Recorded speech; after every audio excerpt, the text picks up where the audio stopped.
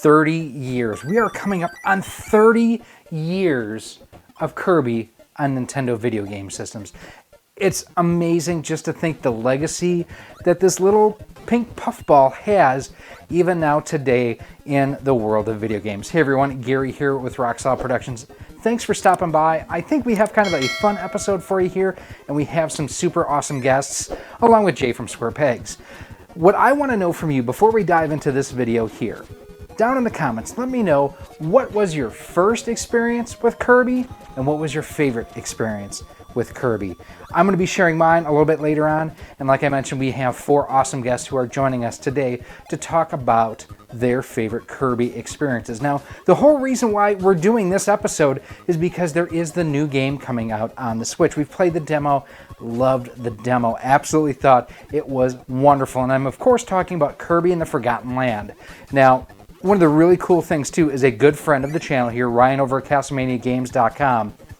We are actually able to pre-order through him, and our copy should be here, well, the day that it launches. So that's one of the cool things that he has added to the site. Make sure you check it out because there are so many awesome games like my Switch Sports.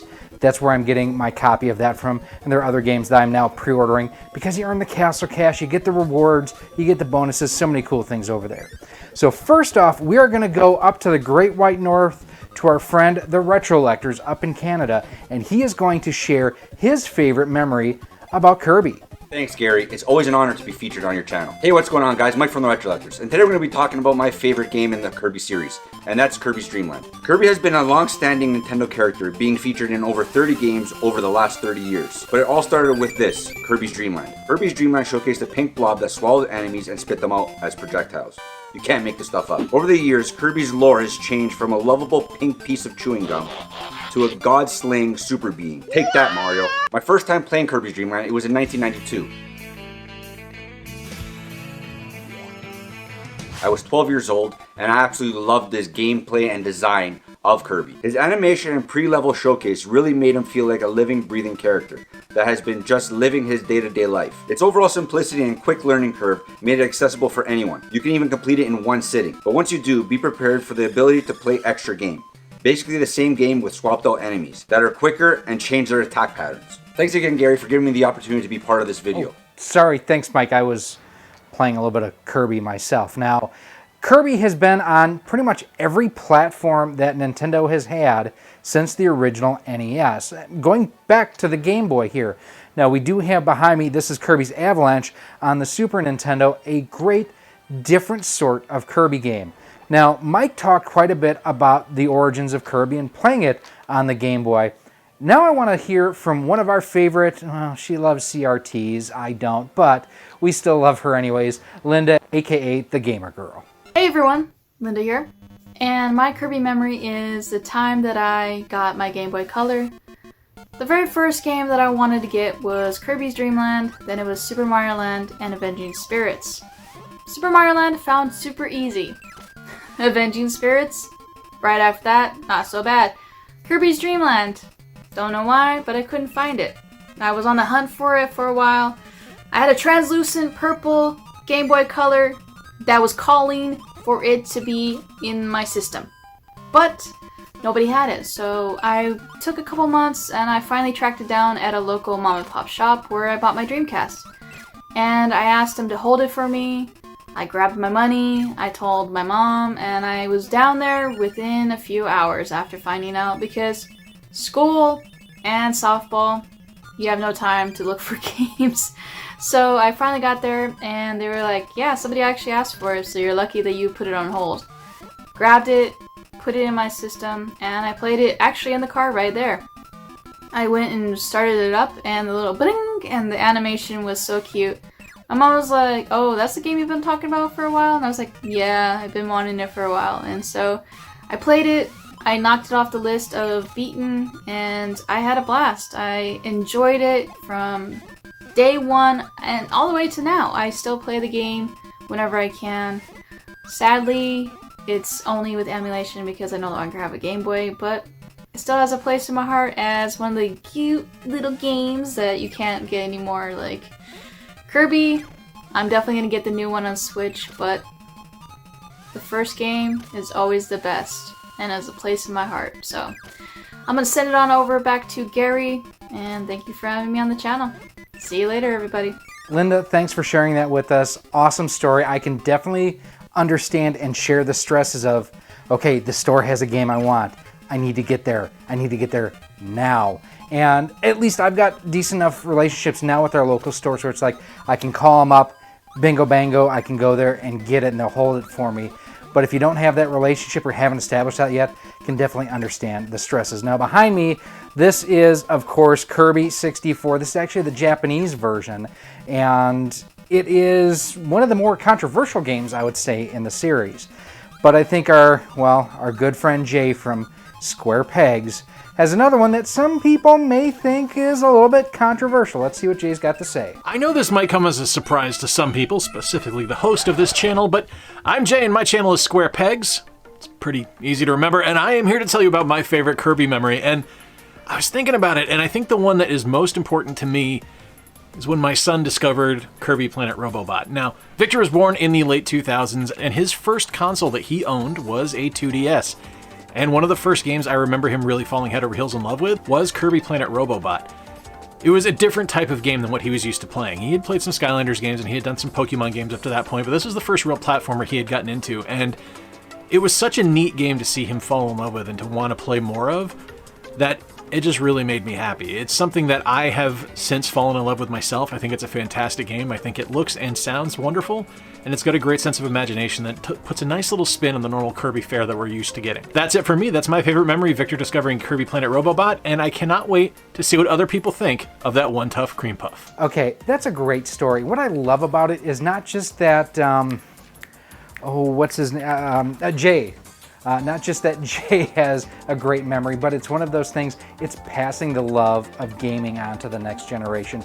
Victor's a great kid, been able to hang out with him in Milwaukee at the Midwest Gaming Classic 2021. Looking forward to hanging out with him again in April of 2022, May of 2020, whenever the next one, the Midwest Gaming Classic is, we will be there, we will be hanging out with him. Now, to wrap things up with our guest, we have a new contributor basically here to the channel, Sam. Make sure you check out all of these awesome creators' channels. I will have them linked down before. But she has some awesome tales, basically of, just her overall experiences with the Kirby franchise. Samantha Azira here. I'm excited to talk about some of my favorite Kirby memories right before this big release. The first game I ever played was Kirby's Dreamland. And little did I know that years later, while I was in middle school, they would choose to remake it into an epic masterpiece, Kirby Nightmare in Dreamland. This game is probably my all-time favorite Kirby game to date. It has kind of that pre-rendered background look that Donkey Kong had, which makes it look amazing. The power-ups and the way that they look are just leaps and bounds from what they were previously. Now, like most Kirby games, it's not incredibly hard, but I do feel like they did achieve a little bit more difficulty than in the past, which kept me interested. Because that's honestly my big thing with Kirby games, is if they're too easy, then I lose interest pretty quickly. So Nightmare in Dreamland, not only do I have nostalgia for it because I played it a ton in middle school, it's like one of the few Kirby games I beat, but it's just a visually beautiful game with a ton of hidden secrets that actually make you want to discover the places on the map. Now, in terms of the new Kirby game, I don't think I was that optimistic. With the Switch release right before this one, most people didn't like it, and I honestly didn't even bother. But I decided to play the demo and give it a chance, and I'm really freaking excited for this game. I thought that being able to suck up big objects was going to be kind of a gimmick and not very fun. And I don't know if you played the demo, but everything that you can suck up that's humongous is actually really fun to run around the map. I think this game is going to encourage us all to explore the map in more ways than we ever have in a Kirby game. And I think it's going to make us wonder what's next, and it's going to be really exciting. I am very excited for this game, and I think the exploration is going to be the part that keeps me the most interested. It did give me a little bit of that like Mario Odyssey vibe, and you get to choose what difficulty you want. The first few levels are not very hard. Hopefully later on in the game it gets more difficult. Those are some of my short thoughts on Kirby, and thank you so much for inviting me to this. Sam, thanks for sharing that awesome story, and thank you for contributing to what we have going on here today with this episode. Make sure you do go through, subscribe to Linda, aka The Gamer Girl. Subscribe to the Retrollectors. He is almost at the time of this filming to 2,000 subscribers, and he is doing an awesome Dreamcast giveaway. Make sure you check him out. Make sure you subscribe to Sam, and forgetting someone else. Yoshi, who am I forgetting? Oh, that's right, our favorite Yoshi fan out there, Jay over at Square Pegs. Play more games, stay square. So now it's time for my favorite Kirby memory. It's actually playing behind me here. Now, I will admit, I didn't play Kirby on the Game Boy. I kind of thought it was too kiddie. It wasn't one of the things that, I was too cool at that point to be, wanting to pick up and play. And I had always kind of thought Kirby's Adventure for the NES was the same way. I never even really played it during its prime on the Super NES, the N64, kind of played a little bit on the Wii.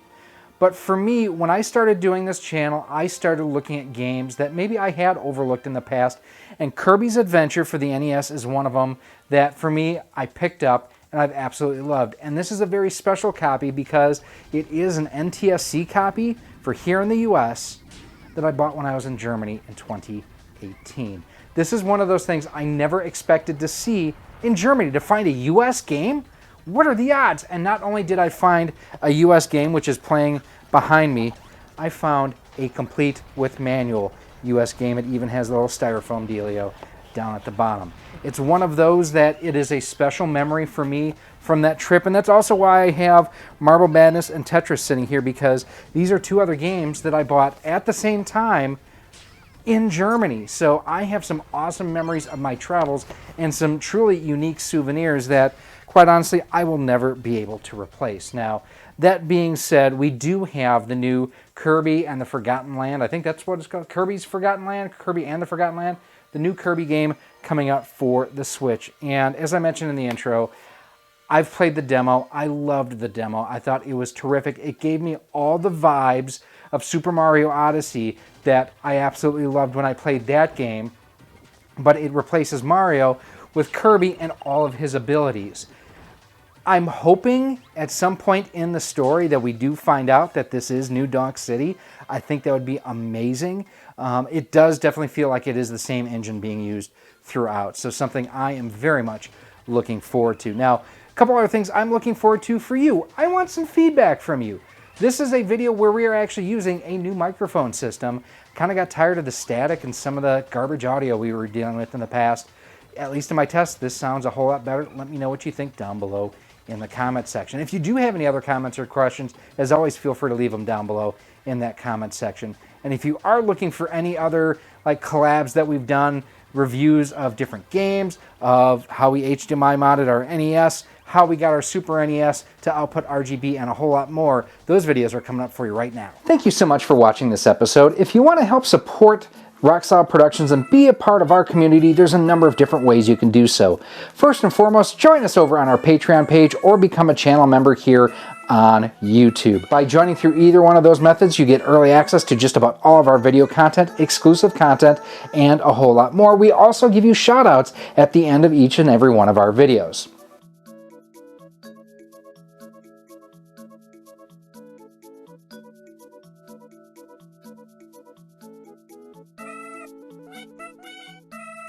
You can also pick up some awesome Rock Solid Productions swag. We've got t-shirts, sweatshirts, hoodies, and more available through our Teespring store on screen right now too. You can also pick up some of our awesome 3D printed cartridge stands, Amiibo holders, Nintendo DS holders, and more by visiting our 3D printer store on screen right now as well. Links for everything will be down below in a pinned comment. If you want to stay up to date with everything we have going on here at Rock Solid Productions, make sure that you're following us on the different social media networks. We're on Facebook at facebook.com/RockSolidProductions, Instagram at instagram.com/RockSolidProductionsGK, and Twitter at RockSolidStudios. If you're looking to pick this and other retro and modern gaming accessories up, make sure that you head on over to CastlemaniaGames.com. He has a feature over there called Castle Cash, where the more you spend, the more you earn towards future purchases, and Castle Cash is just like cash. He also offers convenient payment plans for more expensive items over $50. Finally, make sure that you use promo code ROCKSOLID10 when you're shopping at CastlemaniaGames.com, as it can save you up to 10% on most items on the website. Again, thank you for watching this episode, and I cannot wait to see you again soon.